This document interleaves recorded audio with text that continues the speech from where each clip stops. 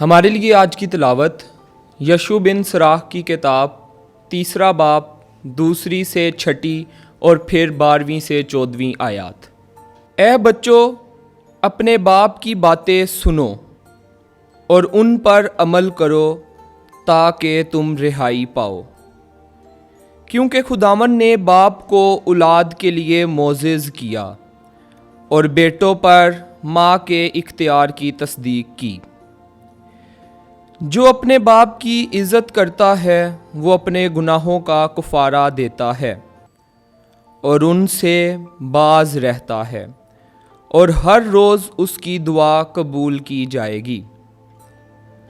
और जो कोई अपनी माँ की इज़्ज़त करता है वो उसकी मानिद है जो खुजानों का ज़ख़ीरा रखने वाला हो।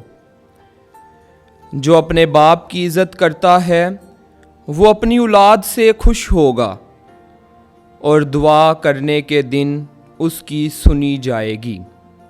अपने बाप की बेइज्जती पर फ़ख्र ना कर, क्योंकि उसकी ज़िल्लत तेरे लिए फ़ख्र का बाइस नहीं, बल्कि इंसान का फ़ख्र उसके बाप की इज़्ज़त में है, और माँ की ज़िल्लत बेटों के लिए शर्म का बाइस है।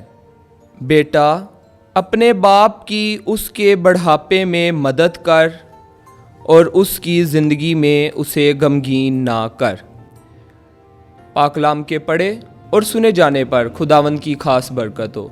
खुदा का शुक्र हो।